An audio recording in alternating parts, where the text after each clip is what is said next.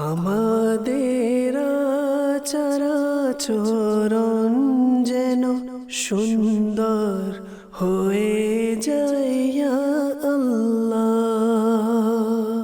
আলহামদুলিল্লাহি রাব্বিল আলামিন ওয়াসসালাতু ওয়াসসালামু আলা সাইয়্যিদিল মুরসালিন আম্মা বা'দু ফাউযু বিল্লাহি মিনাশ শাইতানির রাজীম বিসমিল্লাহির রহমানির রহিম আসসালাতু ওয়াসসালামু আলাইকা ইয়া রাসূলুল্লাহ ওয়া আলা আলিকা ওয়া আসহাবিকা ইয়া হাবিবাল্লাহ আসসালাতু ওয়াসসালামু আলাইকা ইয়া নবিয়াল্লাহ ওয়া আলা আলিকা ওয়া আসহাবিকা ইয়া নূরাল্লাহ।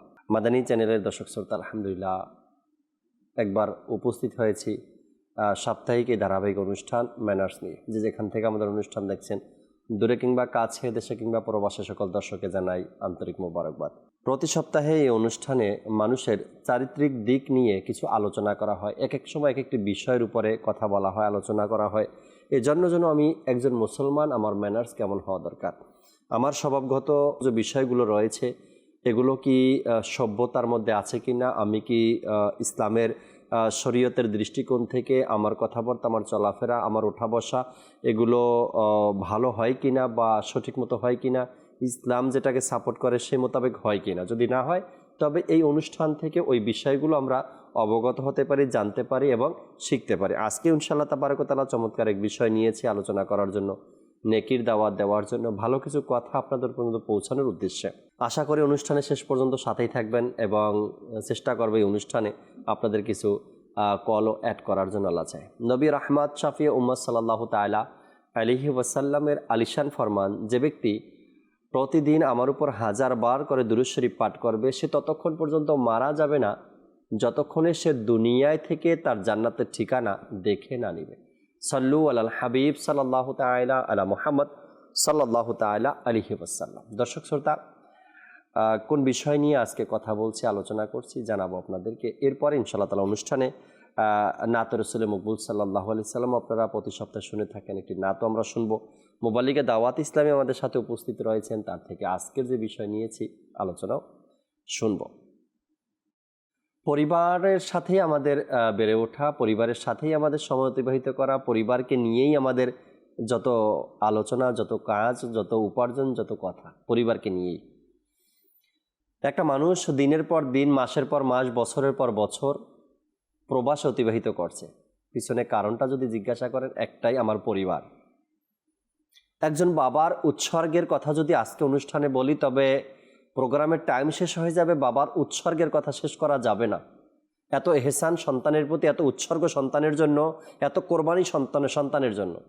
সেই বাবাকেও জিজ্ঞাসা করেন, এত পরিশ্রম, এত উৎসর্গ, এত কষ্ট, এত ত্যাগ তিতিক্ষা কেন? বাবাও বলবে আমার পরিবারের জন্য। আজকে সেই পরিবারকে নিয়েই কথা বলার জন্য এখানে বসেছি। পরিবারের প্রতি দয়া ও সহানুভূতি যদি না থাকে তবে আপনার সেই 12 বছর, 15 বছর, 20 বছর প্রবাস অতিবাহিত করা কি কাজে আসবে? যদি পরিবারের প্রতি আপনার দয়া সহানুভূতি না থাকে তবে বাবা নামের যে বৃক্ষটা, সেটা যে সারা জীবন শুধু উৎসর্গ করেই গেল সন্তানের জন্য, এই উৎসর্গ করার পিছনে লাভটা কি যদি পরিবারের প্রতি দয়াবান হতে না পারি আর সহানুভূতি যদি দেখাতে না পারি? সব কিছু মিলিয়ে দর্শক, আজকের অনুষ্ঠানে কিছু কথা অভিজ্ঞতা থেকেও বলবো, কিছু কথা আল্লাহ ইনশাআল্লাহ তাআলা কোরআন ও হাদিস থেকেও আপনাদের সাথে শেয়ার করার চেষ্টা করব। কেননা এই অনুষ্ঠানই আমাদেরকে ম্যানার শিক্ষা দেয়। এই অনুষ্ঠান থেকে আমরা জানতে পারি ভদ্র সমাজ কি আশা করে আমার থেকে। এই অনুষ্ঠান থেকে বুঝতে চাই বা বুঝতে পারি আমরা যে আমি কোন কোয়ালিটি অবলম্বন করলে, কোন কোয়ালিটি অর্জন করলে মানুষ আমাকে সমাজে ভালো বলবে, আল্লাহ ও তার রাসূলের দরবারে আমি ভালো হতে পারবো। তাই ইনশাআল্লাহ তাবারক ওয়া তাআলা অনুষ্ঠানের শেষ পর্যন্ত যদি সাথে থাকি আমরা, তবে আশা করা যায় অনেক কিছু জানার, অনেক কিছু শেখার, অনেক কিছু বোঝার রয়েছে। বাবা সেও একজন ব্যক্তি, আর সেই বাবারও ম্যানার্স আছে। সন্তান একজন ব্যক্তি, তারও ম্যানার্স আছে। পরিবারে আরও বাকি যে সদস্যরা আছে তাদেরও ভদ্রতা আছে, তাদেরও সম্মান আছে, তাদেরও ইজ্জত আছে, তাদেরও চাওয়া পাওয়া আছে, তাদেরও চাহিদা আছে, তাদেরও আগ্রহ আছে। সব কিছু মিলিয়েই পরিবারের প্রতি দয়াবান হওয়া, পরিবারের প্রতি সহানুভূতি দেখানো, এটা আমাদের দায়িত্ব, এটা আমাদের কর্তব্য। আব্দুল মোত্তালিব ভাই আমাদের সাথে আছেন, যেহেতু আজকের বিষয় এর বাহিরে তিনিও না, আজকের বিষয়ের বাহিরে আমিও না, আজকের বিষয়ের বাহিরে ক্যামেরার পিছনে যারা কাজ করছে তারাও না, আজকের বিষয়ের বাহিরে যারা দর্শক শ্রোতা দেখছেন আপনারা কেউই না। প্রত্যেকেই আমাদের একটা পরিবার আছে, একটা ফ্যামিলি আছে, একটা ঘর আছে। সেই ঘরের প্রতি দয়া সহানুভূতি, পরিবারের প্রতি দয়া সহানুভূতি, ফ্যামিলির প্রতি দয়া এবং সহানুভূতি কতটুকু হওয়া দরকার, কতটুকু হওয়া প্রয়োজন জানবো এই বিষয়গুলো। মোত্তালিব ভাই যদি কালাম শোনার আগে যদি আজকের বিষয় নিয়ে কিছু তথ্য তুলে ধরতেন, কিছু আলোচনা আমাদেরকে শোনাতেন। আলহামদুলিল্লাহি রাব্বিল আলামিন ওয়াসসালাতু ওয়াসসালামু আলা সাইয়্যিদিল মুরসালিন আম্মা বা'দ ফাআউযু বিল্লাহি মিনাশ শাইতানির রাজীম বিসমিল্লাহির রহমানির রহিম। আলহামদুলিল্লাহ, আল্লাহ পাকের শুকরিয়া আদায় করছি মহান রব তাআলা, যে বিষয়গুলো হুকুকুল ইবাদ, জি, বান্দার হকের মধ্যে রয়েছে, তন্মধ্য হতে সবচেয়ে কাছের যারা এই হকের প্রাপ্য তারা হচ্ছে আমাদের পরিবারের লোক, পরিবার ফ্যামিলির লোকেরা রয়েছে। এমনি তো আশেপাশের যারা আছে তারাও হক রয়েছে, এবং যদি পরিবারের ক্ষেত্র দেখি তাহলে এই হকের বিবেচনায় তারা হচ্ছে সবচেয়ে কাছের। এরপর হচ্ছে প্রতিবেশীর মধ্যে যারা মুসলমান আছে তারা দুইটি হক রাখে, এক হচ্ছে প্রতিবেশীর হক, আরেক হচ্ছে তারা মুসলমান এর হক রয়েছে। এছাড়াও তো এই বান্দার হকের ব্যাপারে আমরা এর পূর্বে আলোচনা করেছি পিতামাতার ব্যাপারে, বিশেষত যে স্বামী স্ত্রীর যে একটা বন্ধন রয়েছে এবং সন্তানের প্রতি মা বাবার যে কি কর্তব্য রয়েছে, তাদের কি হক রয়েছে, তাদের প্রতি সহানুভূতি কি রয়েছে, সেই বিষয়ে আল্লাহ পাক কোরআনে পাকের মধ্যে আমাদেরকে দিক নির্দেশনা দিয়েছেন। এমনকি পূর্ববর্তী বুজুর্গানে দিন যারা ছিলেন, যারা আম্বিয়া কেরাম ছিলেন, তারা তো এই পরিবারের প্রতি সহানুভূতির মধ্যে এই বিষয়টাও ছিল যে তারা তাদের জন্য দোয়া করতেন। যেমন কোরআনে পাকের মধ্যে এসেছে, হে আমাদের রব, হাবলানা মিন আজওয়াজিনা ওয়া যুররিয়াতিনা, তুমি আমাদের যে স্ত্রী যারা আছে, আমাদের সন্তান যারা আছে, তাদেরকে আমাদের চোখের শীতলতা বানিয়ে দাও, এবং ওয়াজআলনা লিল মুত্তাকিনা ইমামা, এবং আমাদেরকে মুত্তাকিনদের ইমাম বানিয়ে দাও। তো ওই সকল বুজুর্গ ব্যক্তি যারা ছিলেন তারা তাদের পরিবারের প্রতি সহানুভূতি দেখাতে গিয়ে এরকমও দোয়া করতেন যে আমাদের পরিবারবর্গ যারা আছে, আমাদের সন্তান যারা আছে, তাদেরকে এমন আখলাক দান করো, তাদেরকে এমন শিষ্টাচার, তাদেরকে এমন নৈতিকতা দান করো যা দেখলে পরে আমার চোখে এক ধরনের শীতলতা অনুভব করে। যখন সন্তান ভালো কিছু করে, পরিবারের লোকজন যাদের সাথে আমাদের বসবাস, উঠা বসা, মা বাবা থেকে যাদের সাথে আমাদের সম্পর্ক আছে, যখন তাদের ভালো একটা ফলাফল আমাদের সামনে আসে, তাদের ভালো আচরণ, তাদের ভালো প্রশংসাগুলো মানুষ করে, তখন কিন্তু এই প্রশংসা যদিও কিছু শব্দ, সেই শব্দগুলো কিন্তু ওই ব্যক্তির হৃদয়ে গিয়ে স্পর্শ করে, সেটা শীতল স্পর্শ।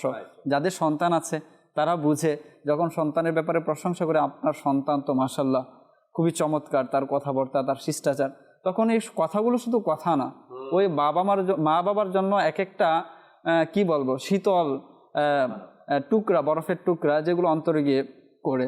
তো তারা ওই রকমভাবে কি করত, দোয়া করত। এছাড়াও বিশেষত স্বামী স্ত্রীর ব্যাপারে যদি বলি যে এই সম্পর্কটা কত গুরুত্বের, একে অন্যের প্রতি কীরকম ভালোবাসা, কীরকম সহানুভূতি থাকা দরকার, এবং আল্লাহ পাক এই সম্পর্কে কত গুরুত্ব দিয়ে কোরআনে পাকের মধ্যে ইরশাদ করেছেন। বিসমিল্লাহির রহমানির রহিম। ওয়ামিন আয়াতিহি আন খালাকালাকুম মিন আনফুসিকুম আজওয়াজাল লিতাসকুনু ইলাইহা ওয়া জাআলা বাইনাকুম মাওয়াদ্দাতাম ওয়া রাহমা। যে আল্লাহ তাআলার অন্যতম নিদর্শন তো এটাই, তিনি তোমাদের থেকে তোমাদের স্ত্রীদের সৃষ্টি করেছেন এবং তোমাদের মধ্যে পারস্পরিক ভালোবাসা ও দয়া সৃষ্টি করে দিয়েছেন। যে স্বামী স্ত্রী সৃষ্টিগতভাবেই একে অন্যের সাথে জড়িত। এটা তো স্বামীর থেকে আল্লাহ পাক স্ত্রীকে তৈরি করেছেন, অর্থাৎ তাদের সৃষ্টিটা হয়েছে একে অন্যের সাথে একদম বন্ডিং, সম্পৃক্ত, ভালোবাসা। এমনকি আল্লাহ তাআলা বলেছেন যে ওয়া জাআলা বাইনাকুম, যে আল্লাহ তাআলা তোমাদের মধ্যে মাওয়াদ্দাতা ওয়া রাহমা, মহাব্বত এবং দয়া সৃষ্টি করে দিয়েছেন। এটা কুদরতিভাবে আল্লাহ তাআলার পক্ষ থেকে স্বামী স্ত্রীর যে মহাব্বত, স্বামী স্ত্রীর প্রতি দয়া, স্বামী স্ত্রীর প্রতি সহানুভূতি, এই যে ভালোবাসাটা আছে, যে পুরুষ যখন সারাদিন কাজ করে, পরিশ্রম করে, এবং আপনি প্রবাসীর কথাও বলছিলেন যে তারা দিনের পর দিন, বছরের পর বছর এই যে পরিশ্রম করছে, কার জন্য করছে, কিসের জন্য করছে? পরিবারের জন্য, স্ত্রীর জন্য, আত্মীয় স্বজনের জন্য। এই যে ভালোবাসাটা, এই যে মহাব্বতটা, এটা কে স্যাক্রিফাইস করে? কে? সাধারণ ব্যক্তির পক্ষ থেকে তো এটা আসলে সম্ভব না, স্বাভাবিক সম্ভব না। কিন্তু ওই যে ভালোবাসাটা আল্লাহ তাআলা তৈরি করে দিয়েছেন যে তার প্রতি আমার ভালোবাসা আছে, তার ভরণ পোষণ আমাকে বহন করতে হবে, তার খাবার দাবারের বিষয়টা আমাকে নিতে হবে। সেই ভালোবাসা থেকে, সেই দায়িত্ব থেকে সে দিনের পর দিন কি করছে? সে প্রবাসে আছে। এবং যদি আমাদের গ্রামের মানুষগুলোর কথা দেখি বা শহরের মানুষগুলো যারা শ্রমিক যারা রয়েছে, সেই সকালে বের হয় এবং সন্ধ্যায় ঘরে ফিরে। কিসের জন্য? সেই ভালোবাসা, সেই মহাব্বত, এটাই তো।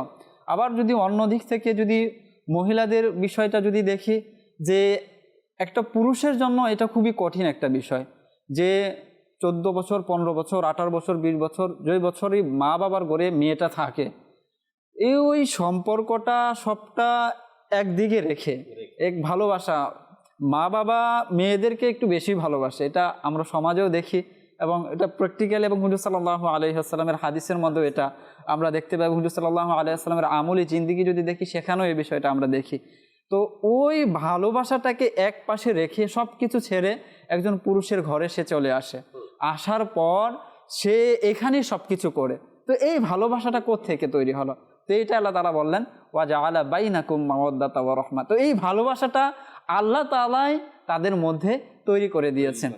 আরেকটা আয়াত খুবই সেটা ইন্টারেস্টিং, সেটা হচ্ছে আল্লাহ তাআলা ইরশাদ করেছেন, হুন্না লিবাসুল লাকুম ওয়া আনতুম লিবাসুল লাহুন। যে নারী যারা রয়েছে বা স্ত্রী যারা রয়েছে, তারা হচ্ছে তোমাদের পোশাক আর তোমরা হচ্ছে স্ত্রীদের জন্য পোশাক। অর্থাৎ স্বামী স্ত্রীকে একে অন্যের পোশাক বলে আল্লাহ তাআলা একটা উদাহরণ দিয়ে বুঝিয়েছেন। আচ্ছা, পোশাকটা এটা কত গুরুত্বপূর্ণ বিষয়, কত চমৎকার এক বিষয়। পোশাকের ব্যাপারেও তো আল্লাহ তাআলা কোরআনে পাকের মধ্যে আয়াত নাজিল করেছেন, ইয়া বানি আদম কদ আনসালনা আলাইকুম লিবাসা ইউয়ারি সাওআতিকুম ওয়া রিশা। হে বানি আদম, আমি তোমাদের জন্য পোশাক নাজিল করেছি। দেখেন, পোশাক, কোরআনের আয়াত, বৃষ্টি বর্ষণ, এটা বুঝে আসে। কিন্তু আল্লাহ তাআলা এই যে পোশাক যেটা রয়েছে, চমৎকার একটা বস্তু, এবং এটা আল্লাহ তাআলা নাজিল করেছেন কেন? যেন আমরা আমাদের লজ্জা নিবারণ করতে পারি এবং আমাদের সৌন্দর্য বৃদ্ধি করতে পারি। তো এই পোশাকের সাথে স্বামী স্ত্রীর সম্পর্কটা, ভালোবাসাটা, মহাব্বত, এই বিষয়টাকে তুলনা করেছেন। কারণ পোশাক আমাদের কত গুরুত্বপূর্ণ বিষয়। আপনি ঘরের বাইরে যান, ঘরে থাকেন, কোনো অফিসে যান, মিটিংয়ে যান, পোশাক ছাড়া তো আমাদের চলা এটা তো সম্ভবই না। আর মানুষের সবচেয়ে ঘনিষ্ঠ বা কাছের যদি বলি, তো পোশাকই সর্বক্ষণ লেগে থাকে মানুষের সাথে। তো ওই পোশাকের সাথে এই স্বামী স্ত্রীর সম্পর্কটাকে আল্লাহ পাক তুলনা করেছেন, যে তারা একে অন্যের জন্য হচ্ছে পোশাক। তুমি যেমনি পোশাক ছাড়া চলতে পারবে না, পোশাক ছাড়া তুমি তোমার সময়টা, এটা তো কল্পনাও করতে পারি না। এবং সুস্থ মস্তিষ্কে যারা আছে, যারা রুচিশীল, তারা এটা আসলে কল্পনা করতে পারে না। তো সেই বিষয়টার সাথে তুলনা করেছেন আল্লাহ পাক এই স্বামী স্ত্রীর ভালোবাসা, মহাব্বত কতটা একে অপরের কতটা প্রয়োজন এবং কতটা কাছের এবং কতটা নিকটের, এটা এক উদাহরণ এখানে আল্লাহ তাবারক ওয়া তাআলা কোরআনে পাকের এই যে আয়াতে কারিমার তরজমা আমরা শুনলাম, যে এক ব্যক্তি অপর ব্যক্তির প্রতি যত্নবান হওয়া, দায়িত্ববান হওয়া, সহানুভূতি, এগুলো কিন্তু আল্লাহ তাবারক ওয়া তাআলার দেয়া অন্তরের মধ্যে এক কি জায়গা করে নেয়া। আর না হয় দেখেন, যে কথাটা মোতালিবে বললেন, একটা মেয়ে নিজের বাবার ঘরে যদি 18 বছর 20 বছর থাকে, জন্মের পর থেকেই ঘরের মানুষগুলোকে দেখে আসছে, মা বাবাকে চিনে আসছে। মায়ের জ্বর হলে মেয়ে সারা রাত ঘুমাবে না, মায়ের পাশে বসে থাকবে। বাবার জ্বর হলে মেয়ে সারা রাত বাবার পাশে বসে থাকবে। সেই মেয়েটা এক মুহূর্তের সম্পর্কের পরিবর্তনে শ্বশুরবাড়ি চলে যায়, না কখনো বলে না যাব না, এ কথা কখনো বলে না, চলে যায় শ্বশুরবাড়িতে। আচ্ছা, এই যে আল্লাহ তাআলার দেয়া এক ভালোবাসা নিজের পরিবারের জন্য, এটা তো অন্তরে থাকেই। কখনো কোনো মেয়ে শ্বশুরবাড়ি যাওয়ার পরে বলে না, আমার বাবার বাড়িকে আমি ভুলে গেলাম, আর কখনো আসবো না, এটা বলবে না। এই ভালোবাসা তো থাকেই। এরপরে যখন শ্বশুরবাড়িতে যায়, ওখানে ওই পরিবারে যারা আছে তাদের প্রতিও তাদের এক দায়িত্ব, তাদের প্রতি তাদের এক ভালোবাসা, সহানুভূতি, দয়া, এটাও তাদের মধ্যে আল্লাহ তাবারক ওয়া তাআলা দিয়ে দেয়। নতুন পরিবারটাকে তোমাকে গুছিয়ে নিতে হবে, নতুন পরিবারটাকে তোমাকে আঁকড়ে ধরতে হবে, এই নতুন পরিবারটাকে তোমাকে বাঁচাতে হবে। এমন অসংখ্য ঘটনা আমার বাংলাদেশে আছে, যে একদম পরিবারটা ছিন্ন বিচ্ছিন্ন হয়ে গেছে। ছেলের বউ যখন ঘরে আসলো, সে এসে আবার পুরাটাকে একত্রিত করলো, ঝগড়াঝাটি সেটাকে দূর করে দিল, মিল মোহাব্বত ভালোবাসা দায়িত্ব দয়া সহানুভূতি প্রত্যেকটা বিষয়ে নিজের দায়িত্ব পালন করাতে ফের আবার ওই পরিবারটা আগের মতো সুন্দর একটা পরিবেশ তৈরি হয়েছে। তো এই যে একটা গুণ এবং ক্ষমতা আল্লাহ তাবারক ওয়া তাআলা দিয়েছেন মানুষের মধ্যে, যে উভয় পরিবারকে গুছিয়ে রাখা এবং তাদের প্রতি দয়াবান হওয়া, তাদের প্রতি সহানুভূতি দেখানো, এটা আল্লাহ তাবারক ওয়া তাআলা অনেক বড় ইহসান আমাদের প্রতি। ইমরান মাদানী ভাই অনুষ্ঠানে আছেন আমাদের সাথে, আমরা একটি কালাম শুনতে চাই আপনার থেকে অনুষ্ঠানে। এরপর আল্লাহ চাই ইনশাআল্লাহ তাবারক ওয়া তাআলা দর্শকের যদি সম্ভব হয় কয়েকটা কলও নেওয়ার চেষ্টা করব।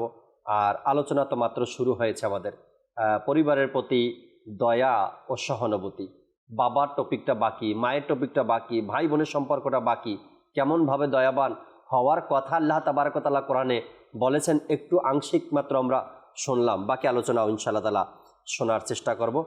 আগে কালাম শুনে নি। জি হুজুর। সাল্লাল্লাহু আলাইকা ইয়া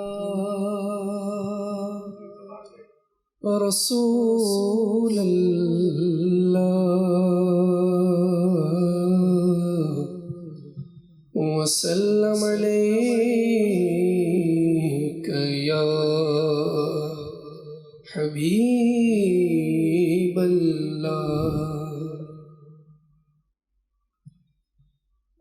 तू शम्अ रिसालत है, आलम तेरा परवाना। तू शम्अ रिसालत है, आलम तेरा परवाना। तू माहे नबूवत है,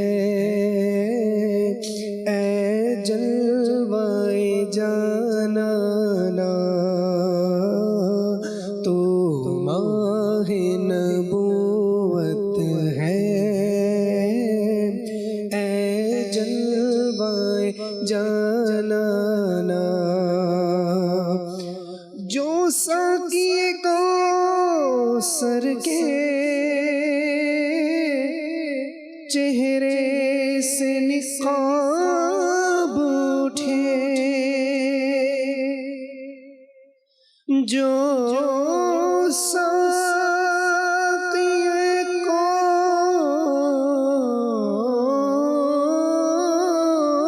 कौसर के चेहरे से निकाब उठे,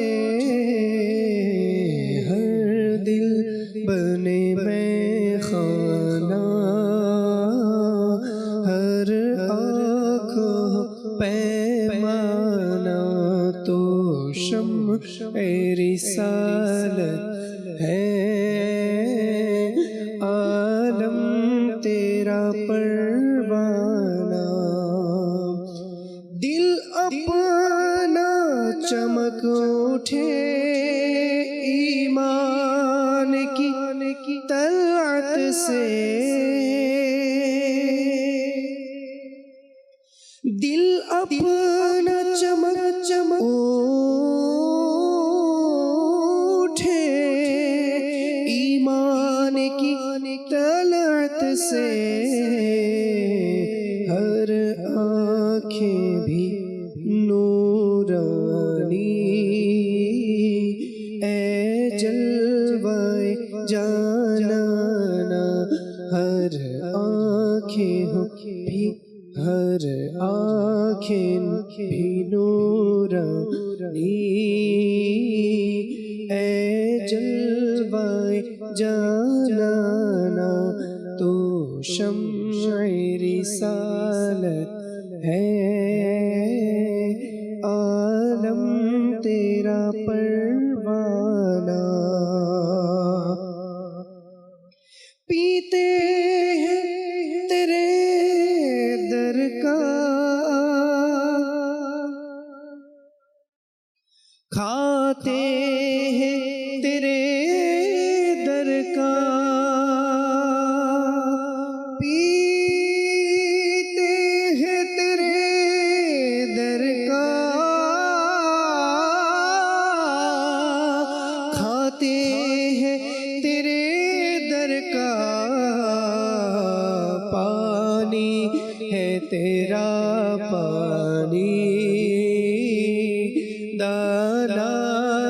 तेरा दाना पानी है तेरा पानी दाना है तेरा दाना तो शम्अ रिसालत है आलम तेरा परवाना तो शम्अ रिसालत है आलम तेरा परवाना सरकार के जलवों से रोशन है दिले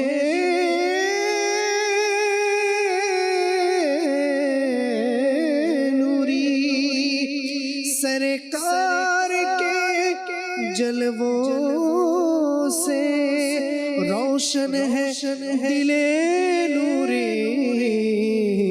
ताहश्र रहे रोशन नूरी का शाना ताहश्र रहे रोशन नूरी का शाना तो शम्अ रिसालत है आलम तेरा परवाना तो माहे नबूवत है ऐ जलवाए जानाना पीते हैं तेरे दर का खाते हैं तेरे दर का पीते हैं तेरे दर का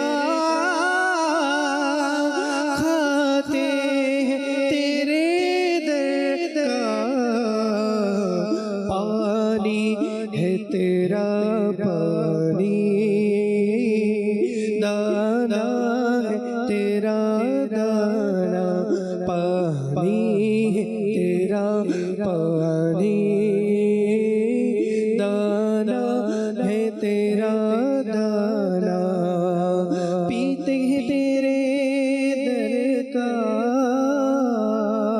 खाते हैं तेरे दर का पीते हैं तेरे दर का खाते हैं तेरे दर का पानी है तेरा पानी दाना है तेरा दाना उस दर की हुजूरी ही पिसिया की दवा ठहरी उस दर की हुजूरी ही पिसिया की दवा ठहरी है जहर मासी का तैबा ही शिफा खाना पीते हैं तेरे दर का खाते हैं तेरे दर का पानी है तेरा पानी पानी है तेरा पानी दाना तेरा दाना पानी है तेरा पानी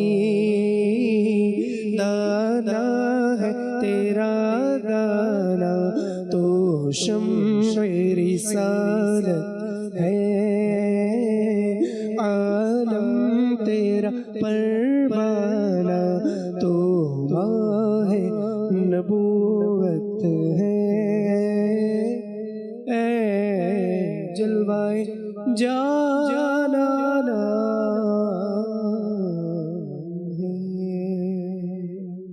মাশাআল্লাহ, চমৎকার এক কালাম শুনতেছিলাম আমরা। হয়তো দর্শক আপনারাও অনেকদিন পরে এমন কালাম শুনতেছিলেন। আল্লাহ তাবারাক ওয়া তাআলা কবুল করে নিক। অনুষ্ঠানের সাথেই থাকুন। আপনাদের কলগুলো একটু পরে নিচ্ছি আমরা। আলোচনা শুনছিলাম দর্শক শ্রোতা, পরিবারের প্রতি দয়া ও সহানুভূতি। সহানুভূতির নাম কি এটা যে ছোটোখাটো কোনো বিষয় নিয়ে তর্ক বিতর্ক ভাই ভাই হলেই ঘর থেকে আলাদা হয়ে যাওয়া, ফ্যামিলি থেকে আলাদা হয়ে যাওয়া, সংসার থেকে আলাদা হয়ে যাওয়া, এটার নাম কি দয়া আর সহানুভূতি? ভুল হতেই পারে, ভুল মানুষ করতেই পারে, সেই ভুলের মাসুল যদি ঘর থেকে বের হয়ে দিতে হয়, তবে সেটা দয়া আর সহানুভূতির মধ্যে মনে হয় পড়ছে না। এরপরে দয়া আর সহানুভূতি কি নাম এটা দিবেন আপনি? বাবা শাসন করছে, সন্তান উল্টা উত্তর দিবে, এটার নাম কি দয়া সহানুভূতি? আপনি কি দয়া সহানুভূতি এটাকে বলবেন যে বাবা ভুল কাজটা করতে বাধা দিচ্ছে, সেখানে আপনি বাবার দিকে তেড়ে আসছেন? এটার নাম কি দয়া সহানুভূতি? দেখেন, যে বাবা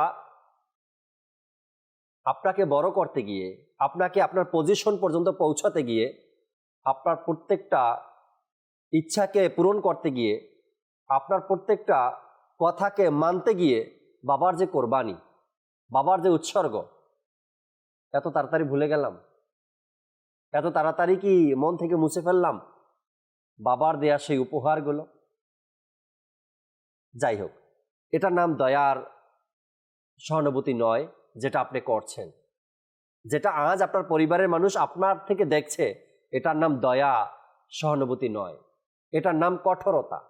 এটার নাম হলো বিবেককে নষ্ট করে ফেলা হয়েছে। আপনার বিবেক নষ্ট হয়ে গেছে। তাই বলবো, যেটা দয়া, যেটা সহানুভূতি, আল্লাহ তাবারক ওয়া তাআলা কোরআনে পাকের মধ্যে ইরশাদ করেছেন, যেটা রাসূল করিম সাল্লাল্লাহু তাআলা আলাইহি সাল্লাম আমাদেরকে হুকুম করেছেন, তুমি তোমার পরিবারের সাথে এভাবে কথা বলো, তুমি তোমার পরিবারের সাথে এভাবে আচার আচরণ করো, এভাবে দয়া দেখাও, সহানুভূতি প্রদান করো।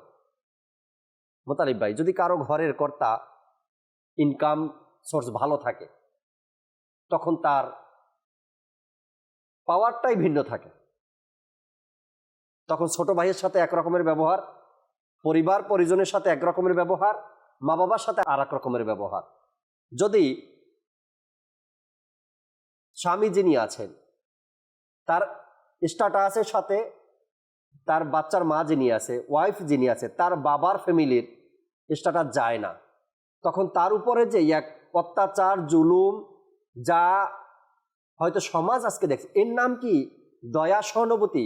আপনার চাইতে আপনার শ্বশুর বাড়ির মানুষের স্ট্যাটাসটা দুর্বল, এটা আপনার কি পয়েন্ট ছিল? এটাই কি আপনার বিশেষ জায়গা ছিল?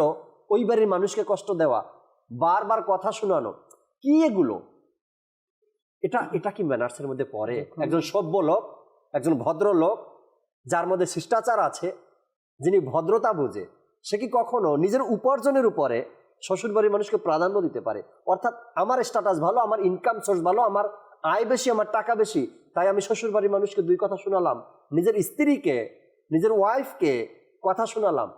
এগুলো হচ্ছে, আমি তাই বলতেছি, এগুলো আজ সমাজের মধ্যে খুব পাবেন, অনেক পাবেন। আচ্ছা, এরপরে অপর সাইডটা যদি দেখি, মেয়ের বাবার অর্থ সম্পদ ভালো, তো আপনি কি তাই বলে প্রতিদিন আপনার স্বামীকে কথা শোনাবেন? ভাই, এটা কেমন ম্যানার্স? মানে আপনার স্বামী, অথচ আপনি আপনার স্বামীকে বাবার অর্থ ভালো তাই আপনি বারবার কথা শোনাচ্ছেন না। আর কি কথাগুলো শোনায়, কেমন কথাগুলো বলতে পারে, কেমন কথা বলে, এটাও হয়তো আপনাদের জানা আছে। তোমার কি আছে, আমি না হয় তোমার সাথে থেকে গেলাম, কি বোঝাতে চান এ দ্বারা? না, এটা ম্যানার্সে পড়ে না, এটা সভ্যতায় পড়ে না, এটা ভদ্রতায় পড়ে না, এটা দয়া আর অনুগ্রহে পড়ে না। তার মানে কি সে আপনাকে দায়বদ্ধ হয়ে রেখেছে? এই স্বপ্ন। দয়া দেখান, ভালোবাসা দেখান, অনুগ্রহ করেন, সহানুভূতি দেখান। আল্লাহ চাহে যেটা এর মধ্যে যা আছে না, আল্লাহ তার রসুলের দয়া, এটা পৃথিবীতে আর কিছুর মধ্যে আপনি পাবেন না। জি, মোতালিবে হয়তো কিছু বলতে চাচ্ছিলেন। জি জি, বিষয়টা বলেছেন, খুবই চমৎকার একটা বিষয়ের দিকে ইঙ্গিত করেছেন, এবং এটা আসলে আমরা এখন সম্মুখীন হচ্ছি।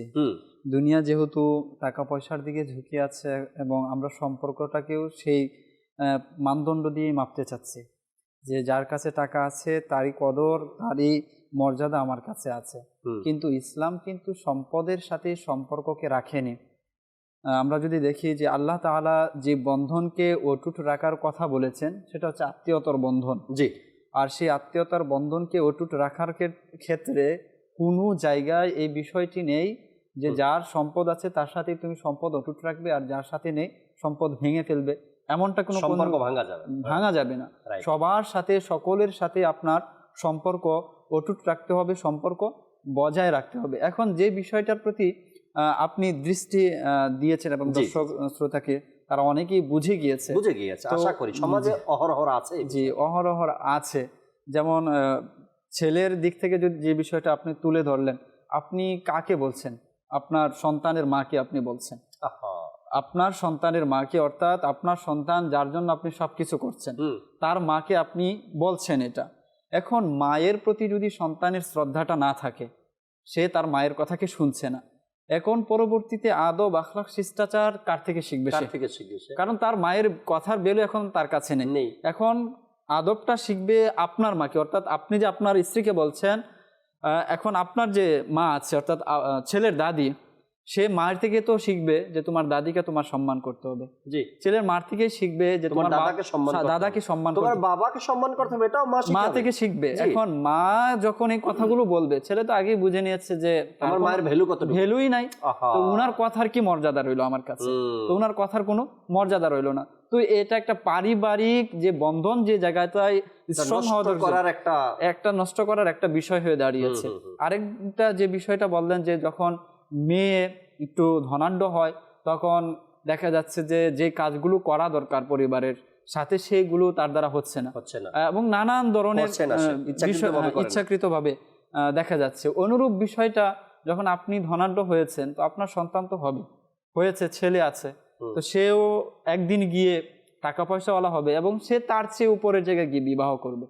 তো তার ঘরেও একজন স্ত্রী আসবে, তখন তার থেকে এই আচরণটাই যদি আপনি পান, তো এটা তো চলতে থাকবে। চলতে থাকবে। পৃথিবীতে তো বলা হয়েছে যে এটা একটা রিটার্ন মেশিন, যে আপনি যাই করছেন পৃথিবীতে সেটার রিটার্ন আপনি পাবেন। পাবে।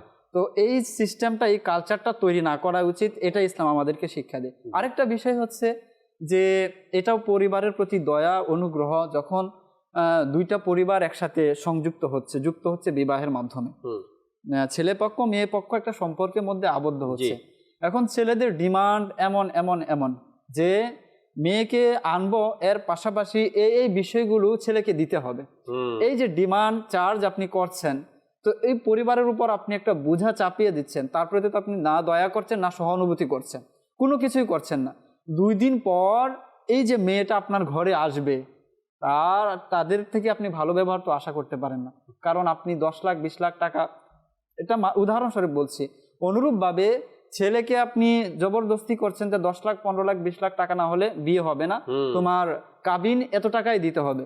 তার উপরেও একটি বুঝা চাপিয়ে দিয়ে যে এরকম এরকম বিয়ের যদি অ্যারেঞ্জমেন্ট না করা হয় তাহলে বিয়েটা হবে না, তো বুঝা আগেই চাপিয়ে দিয়ে সেই ঘরের মধ্যে বরকত আকাঙ্ক্ষা করা, তাদের প্রতি সহানুভূতি দয়া, এই বিষয়টি কোনোভাবেই আমাদের কাম্য হতো না। আরেকটি বিষয় হচ্ছে যে যৌতুক প্রথা যেটা রয়েছে, এখনো পর্যন্ত আলহামদুলিল্লাহ এখন অনেক জায়গায় কমে গেছে, কিন্তু এখনো যে যে জায়গায় এটা আছে, তো এটা রেখে আসলে কখনো ভালো একটা সংসার কামনা করা যায় না, কাম্য করা যায় না। আপনি হয়তো শ্বশুর শাশুড়ি হিসাবে, স্বামী হিসাবে মনে মনে অনেক কিছু ভাবছেন যে লাভবান হয়ে গেছেন, কিন্তু ওই ব্যক্তি তার চোখে কখনো আপনি উপযুক্ত স্থানে বসতে পারেননি তার তো দৃষ্টিকোণ। এই দৃষ্টি থেকে আমাদেরকে পরিবারের মধ্যে, পরিবারের লোকগুলো যারা আছে তাদের প্রতি আমাদের সহানুভূতি করা উচিত, দয়া করা উচিত। আরেকটা বিষয়ের দিকে আমি একটু যাব, সেটা খুবই চমৎকার একটা ঘটনা যখন পড়ছিলাম। জাবির বিন আব্দুল্লাহ রাদিয়াল্লাহু তাআলা আনহু, প্রসিদ্ধ সাহাবী, এই সাহাবী রসুল, তিনি তার বোনদের মাঝে একমাত্র ভাই ছিলেন, আর তার বোনেরাও মোটামুটি ছিল। আর তার যে বাবা যিনি ছিলেন তিনি শাহাদত বরণ করেন মেবি। তো তিনি বিয়ে করেন, কুমারী মেয়েকে বিবাহ করেন না, বিয়ে করেন একটু বয়স্ক মেয়েকে। তো তাকে যখন জিজ্ঞাসা করা হলো যে তুমি তো কুমারী মেয়ে চাইলে বিবাহ করতে পারতে, তো কেন একটু বয়স্কর দিকে তুমি কেন গেলে? তো বললেন যে আসলে আমার বোনেরা হচ্ছে ছোট ছোট, আমি এমন একজন মেয়েকে নিয়ে আসতে চেয়েছি যে ম্যাচুরেট, যে আমার পরিবারটাকে দেখতে পারবে, আমার বোনগুলোকে দেখতে পারবে। তো সেই সাহাবী রসুল এই বার্তা আমাদেরকে পৌঁছে দিয়েছেন যে বোনদের প্রতি ভাইয়ের দায়িত্ব কি রয়েছে, তাদের প্রতি সহানুভূতিটা কিরকম হওয়া উচিত, কেমন দেখানো উচিত। এখন সেই শিক্ষাটা আদৌ কি আমাদের কাছে আছে? আমাদের মাঝে আছে, অনেক ফ্যামিলিতে আছে, ভাইয়ে বোনের মধ্যে সম্পর্ক খুবই ভালো আছে এবং দাওয়াত ইসলামী এই শিক্ষাটা দিচ্ছে। কিন্তু এই যে বোন যখন আমরা বিয়ে দেই, তার পিছনে কিছু টাকা তার বিয়েতে খরচ করে আমরা মনে করি যে বাস আমাদের দায় সারা কাজ হয়ে গেছে, এখন বাবার যত ওয়ারিশ আছে সবকিছু আমার রয়েছে, এখানে তার কোনো হিস্সা নেই। কিন্তু আল্লাহ তাআলা তো স্পষ্টভাবে আমাদেরকে ওসিয়ত করে দিয়েছেন, ইউসিকুমুল্লাহু ফি আওলাদিকুম, যে তোমাদের জন্য ওসিয়ত হচ্ছে ফি আওলাদিকুম, তোমাদের সন্তানদের ব্যাপারে, লিযযাকারি মিসলু হাযযিল উনসায়াইন, যে পুরুষের জন্য মেয়েদের হচ্ছে দ্বিগুণ, তারা দ্বিগুণ অংশ পাবে, অর্থাৎ মেয়েরা পাবে ছেলের তুলনায়, আপনার যে ছেলে যদি পায় 100%, তো মেয়ে পাবে 50%। তো একটা অংশ তো আল্লাহ তাআলা নির্ধারণ করে দিয়েছেন। জি। এখন ভাইয়ে বোনের যে সম্পর্ক যেমনটা হওয়া উচিত, জাবির বিন আব্দুল্লাহ রাদিয়াল্লাহু তাআলা আনহু যে শিক্ষা দিয়ে গেছেন, এক তো হচ্ছে যে এই বিষয়টাকে কেন্দ্র করে, ওয়ারিশকে কেন্দ্র করে ভালো সম্পর্ক তো দূরের কথা, বোনের সাথে ভাইয়ের কথা পর্যন্ত হয় না, কাটাকাটি, বিভিন্ন মামলা, অনেক কিছু হয়ে যায়। তো সহানুভূতিটা কোথায় আমাদের গেল? পারিবারিক শিক্ষা, যে ছোটবেলা এক ভাই বোনের এক সম্পর্ক ছিল, এই সম্পদের কারণে সেটা কেন আমরা নষ্ট করে ফেলছি? এই যে মিরাসের যে আয়াত রয়েছে বা বিষয়গুলো আল্লাহ তাআলা বর্ণনা করেছেন, এরপর খুবই চমৎকার একটি ইরশাদ করেছেন। সেই ইরশাদের মধ্যে আল্লাহ তাআলা এই বলেছেন যে অনেক সময় ভাগ বন্টন থেকে মনে হতে পারে যে আমি তাকে এই অংশ দিয়ে দিচ্ছি, আমি অমুককে ওই অংশ দিচ্ছি, বা অমুককে অমুক অংশ পেয়ে যাচ্ছে।